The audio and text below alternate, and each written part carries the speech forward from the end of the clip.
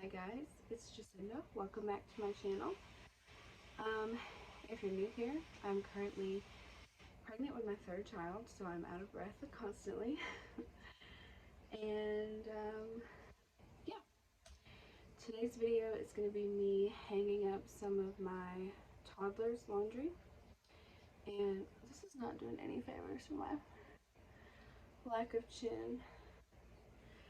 But I'm going to be folding some, or hanging up some of my toddler's laundry and talking about A, how I found my midwife, and B, how I kind of talked my husband into going the home birth route. So, if either of those things interest you, please stick around. My washing machine is going in the background. I'm sorry. Pregnant with my third child. I will have three and under. Hopefully you can appreciate that I'm a busy mom. If you're watching this video, chances are you're a busy mom, or you're about to become a busy mom, or you're thinking about someday becoming a busy mom.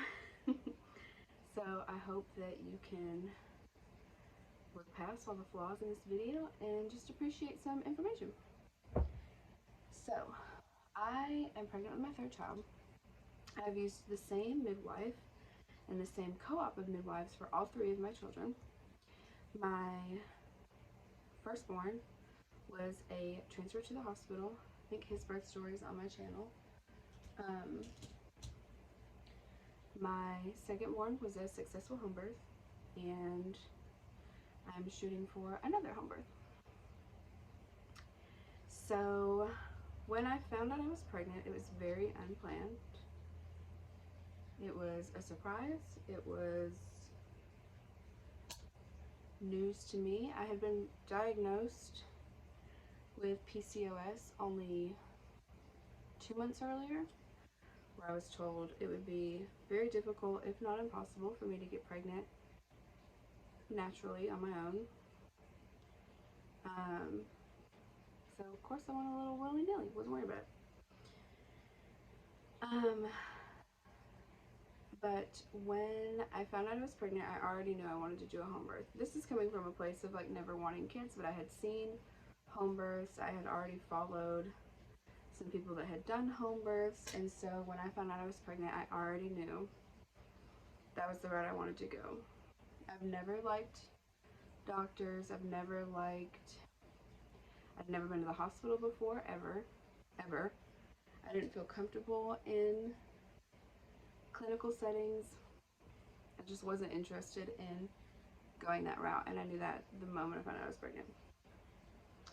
My husband, who was not my husband at the time, he was just my boyfriend, came from a household of a nurse mom who took them to the doctor and got prescriptions for everything, which is fine, but he had no idea home birth was like a thing, and he was very like, you're gonna die, my child's gonna die, I'm not down for this.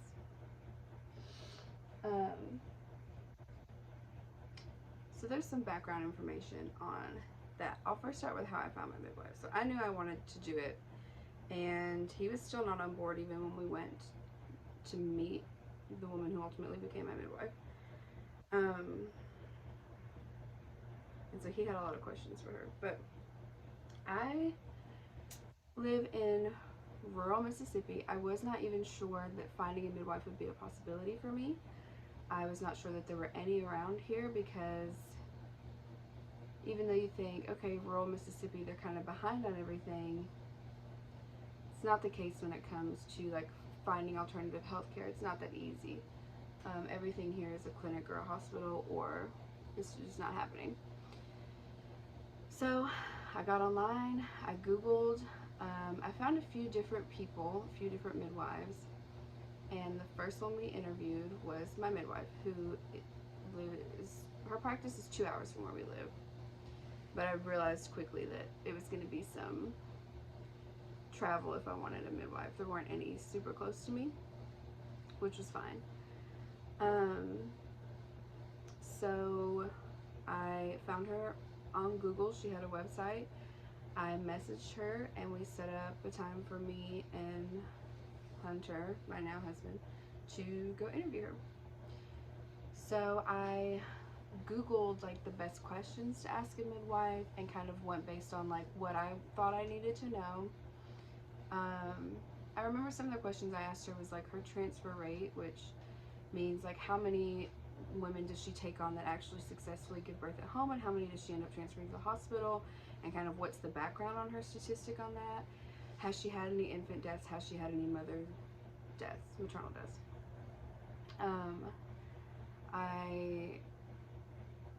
That's really all I remember asking her about was death. And she was honest with me that her transfer rate was about 50%, but she takes a lot of first-time moms. Not to say first-time moms can't have home births. I've seen it done. I was a first-time mom that did not have a home birth. I needed help. I was scared. I was tired.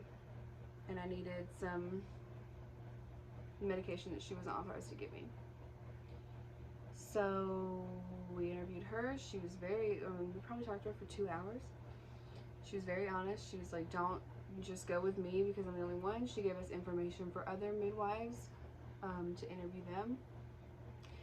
I can't remember any of the questions that Hunter asked her, but I think she kind of just went through explaining to him how it all works and what my prenatal care would look like and what exactly a home birth would look like. My bang, I can't decide how I like them. I'm sorry.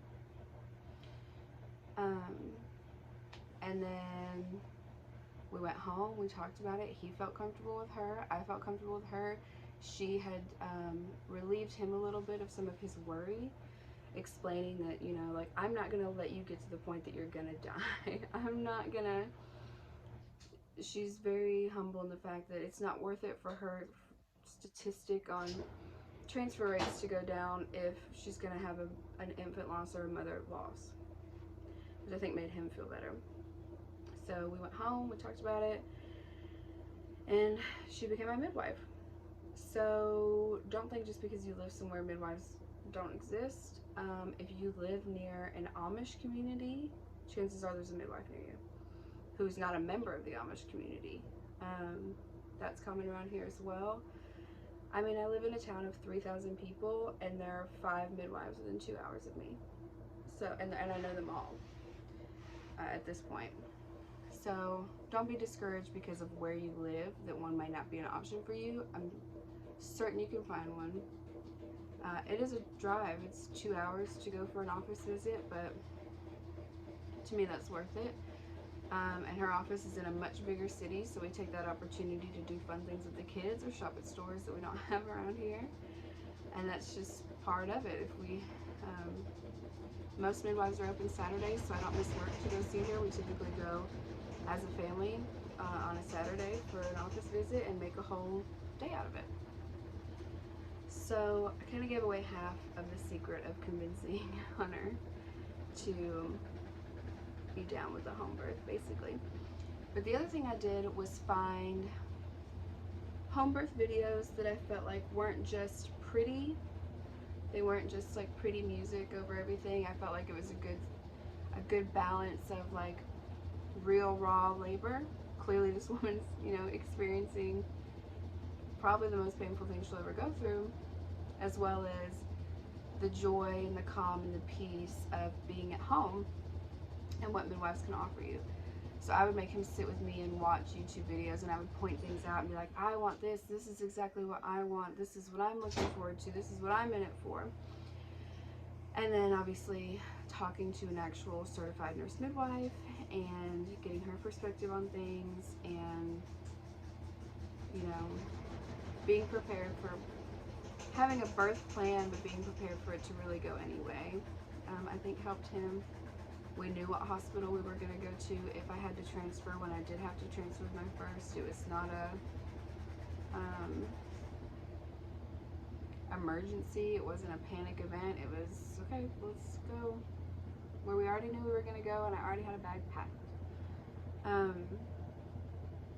And just not thinking that any of his questions or concerns were silly, and not pulling the, well, I'm the one that has to do it card.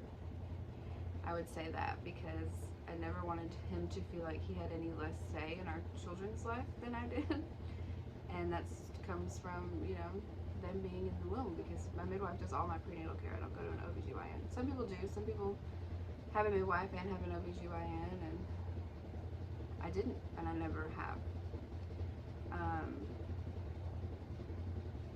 So I've worked with the same midwife for all 3 of my pregnancies. I'm actually, technically for this 3rd child, my midwife is a student midwife that's under her, but she's been a student midwife since I had my 1st child, and she's been through all of my pregnancies with me, so I know her very well. She's not, you know, a teenager. She's 9 children of her own. She's not new to this world at all. She's just finally at the point in her training where she can kind of be the leader in birth,